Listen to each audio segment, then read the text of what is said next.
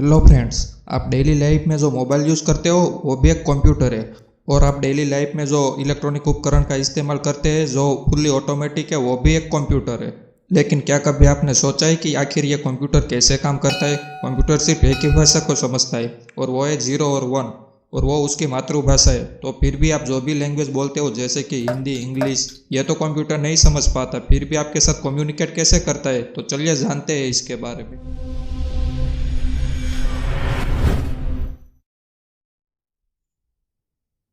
दुनिया के सभी कंप्यूटर सिर्फ चार ही काम करता है: input, storage, processing and output. यहाँ कंप्यूटर सिर्फ 0 और 1 पर ही काम करता है। यहाँ 0 का मतलब है ऑफ और 1 का मतलब है ऑन। यह एक इलेक्ट्रिकल सिग्नल है जो कि 0 और 1 मतलब कि ऑन और ऑफ है, और इसे हम बाइनरी नंबर कहते हैं।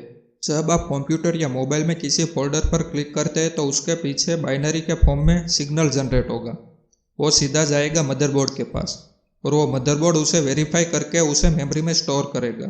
अब उस मेमोरी से सीपीयू मतलब कि सेंट्रल प्रोसेसिंग यूनिट वो उस इनपुट पर प्रोसेस करेगा और वो देखेगा कि आपने जहाँ पर क्लिक की थी वहाँ पर क्या था, मतलब कि मूवी थी, म्यूजिक था या फिर कोई डॉक्यूमेंट था। अगर मान ले कि उदाहरण के तौर पर वहाँ मूवी होगी तो वह सिग्नल जाएगा सीधा हार्ड डिस्क में जहाँ पर मूवी का सारा डेटा स्टोर है। वहाँ फिर से 0 और 1 के फॉर्म में वापस सीपीयू के पास आएगा। सीपीयू उसे प्रोसेस करेगा और आपके मोबाइल या कंप्यूटर के स्क्रीन में उस आउटपुट को भेजेगा। यहाँ मॉनिटर उस 0 और 1 सिग्नल को पिक्सल में कन्वर्ट करेगा और आपके स्क्रीन में मूवी दिखाई जाएगी। यहाँ जो साउंड होती है वो भी 0 और 1 के फॉर्म में होती है। उसे स्पीकर साउंड वेव में कन्वर्ट करता है और वो आपको सुनाई देती है। अगर हम घुमा फिरा के बात करें तो कंप्यूटर पहले इनपुट डिवाइस जैसे कि माउस, कीबोर्ड या टच स्क्रीन, वहाँ से इनपुट मतलब कि रॉ इन्फॉर्मेशन लेगा। यह कोई डॉक्यूमेंट, पिक्चर या वीडियो या कोड कुछ भी हो सकता है। उसके बाद सीपीयू उस इनपुट पर प्रोसेस करेगा। यह पूरी तरह से इंटरनल प्रोसेस है और प्रोसेस होने के बाद उसे रिजल्ट के तौर पर शो किया जाएगा। अगर हम चाहें तो उसे रिजल्ट को मेमोरी में स्टोर भी कर सकते हैं, और यह सब लाइटिंग स्पीड से होता है। आपको पता भी नहीं चलता यह इतना फास्ट होता है। यहाँ जो सीपीयू है वहाँ इंस्ट्रक्शन की लाइन लगी होती है। उसको बहुत सारे इंस्ट्रक्शन की प्रोसेसिंग करनी होती है और आपको आउटपुट देना होता है। अगर हम उसे बहुत सारे इंस्ट्रक्शन एक साथ देंगे तो वो कंफ्यूज हो जाएगा और उसे मैनेज नहीं कर पाएगा। तो उसको मैनेज करने के लिए हमें एक मैनेजर की ज़रूरत पड़ेगी, तो उसे हम ऑपरेटिंग सिस्टम कहते हैं। यहाँ ऑपरेटिंग सिस्टम को कंप्यूटर के बारे में सब पता होता है, जैसे कि उसकी मेमोरी कितनी है, उसकी प्रोसेसिंग पावर कितनी है, उसकी रैम कितनी है। ये सब जानकारी उस ऑपरेटिंग सिस्टम के पास होती है। यहाँ सब इंस्ट्रक्शन ऑपरेटिंग सिस्टम के पास जाता है।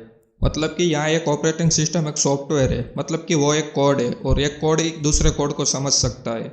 मतलब कि ऑपरेटिंग सिस्टम सारे इंस्ट्रक्शन को संभालता है और वो हार्डवेयर को बताता है कि पहले इसे सोल्व करो, इसे ज़्यादा जल्दी है, उसके बाद इसे सोल्व करो। मतलब कि कंप्यूटर को ठीक से काम करने के लिए सॉफ्टवेयर और हार्डवेयर दोनों की आवश्यकता है। अगर सीधी भाषा में कहा जाए तो यह दोनों एक दूसरे के पूरक है। मतलब कि बिना हार्डवेयर के सॉफ्टवेयर बेकार है और सॉफ्टवेयर के बिना हार्डवेयर बेकार है।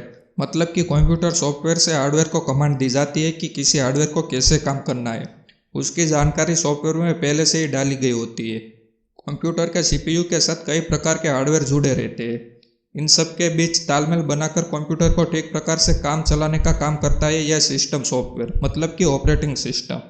यहाँ कंप्यूटर में सबसे पहले इनपुट दी जाती है, उसके बाद सीपीयू ऑपरेटिंग सिस्टम के थ्रू उसको प्रोसेस करता है और उसके बाद वो आपको आउटपुट देता है। अगर हम घुमा फिरा के बोले तो कंप्यूटर की कार्य प्रणाली मुख्य रूप से इस प्रकार से कार्य करती है: इनपुट उपकरणों के द्वारा डेटा को लेना, उसके बाद डेटा को मेमोरी में स्थानांतरित करना, डेटा को प्राप्त करके निर्देशों के द्वारा उस पर प्रोसेसिंग करना, उसके बाद डेटा का विश्लेषण करना और अंत में परिणामों को आउटपुट उपकरणों पर भेजना। तो इस प्रकार से कंप्यूटर काम करता है। तो दोस्तों, अब आपको पता चल गया होगा कि कंप्यूटर कैसे काम करता है और ऑपरेटिंग सिस्टम का यहाँ क्या रोल है।